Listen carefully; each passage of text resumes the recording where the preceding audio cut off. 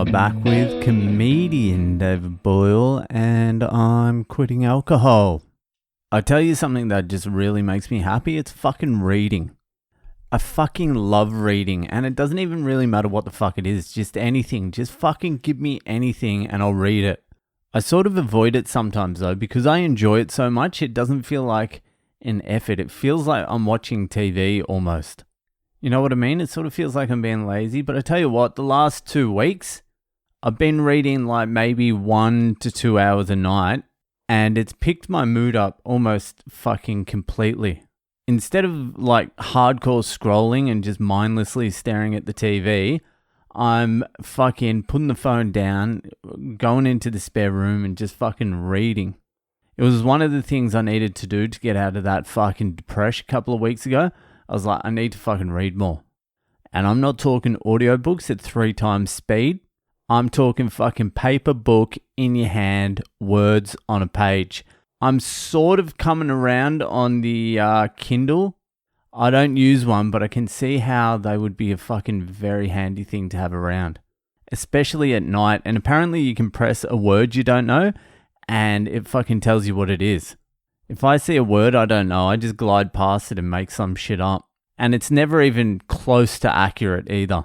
I can't think of a fucking example. Well, if you can't think of a fucking example, then how about you shut the fuck up then? But when I'm making up the meaning to a word and it comes back, like it reoccurs a couple of times, I'll eventually go to a dictionary and just go, I wonder how close I was. And I'll look it up and I'm so fucking far away that it actually changes the whole context of the fucking book. So I could be sold on the Kindle at some point. And plus, you can read at fucking night. That's the main thing. You should see my setup at night. It's a fucking joke. I have the torch on my phone leaning like against my head. And then I've got to have the book really close to the torch so it doesn't light up the whole room and wake up my wife and daughter. And I can only lean to one side, away from them. So my arm gets fucking sore and my neck gets sore and I'm just fucking like jammed up. So a Kindle could be a good Father's Day gift, actually. I might drop some hints. But I just finished this book, The Tipping Point, Malcolm Gladwell. It's an okay book. I didn't think it was like spectacular or anything like that, but it had some interesting shit in it. It was written in 2000 though. It's like 23 fucking years old. He probably fucking invented that genre. It's like Freakonomics type shit. It's like, you think this thing happened because of this, but it was really some fucking rat in a subway who got electrocuted or some shit like that.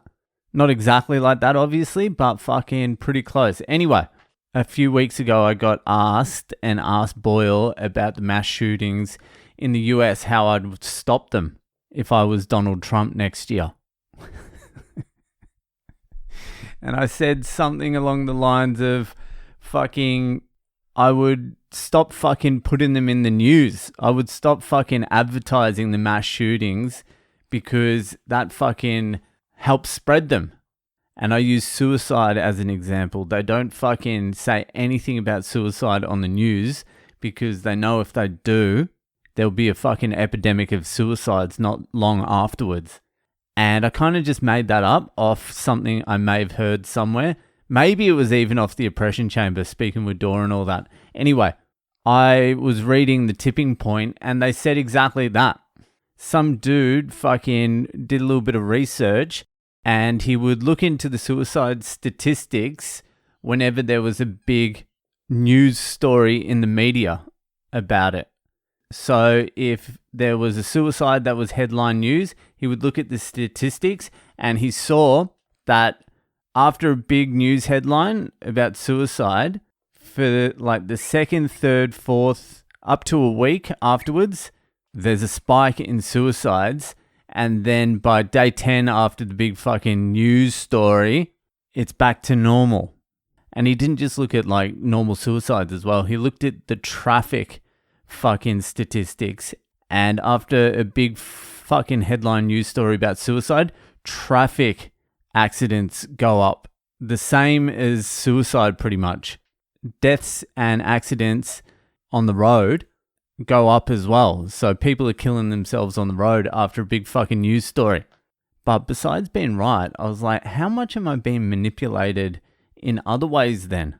Like, you can't escape it. There must just be like psy-ops going on just constantly that you don't even fucking know about. Because if governments and psychologists and fucking, I suppose even just corporations and companies know shit like that, then they've fucking studied it and refined it. They've got it down to a fucking fine art, and they probably just need to fucking say like a fucking word like hypnosis, and the next thing you know, you're in fucking KFC drive-thru getting a 3-piece feed or turning trans. Anyway, it's just a little bit of fucking food for thought there. It's always good to fucking reflect on what your motivations are. What is your motivation for something?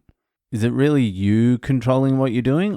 Or are you influenced by just about fucking everything that happens anywhere in the fucking world? Who knows? Anyway, that'll do for today. This week's newsletter's out. Go check it out. Thank you to the people who've been sharing it around and subscribing. I appreciate it. And I'll see you the fuck later.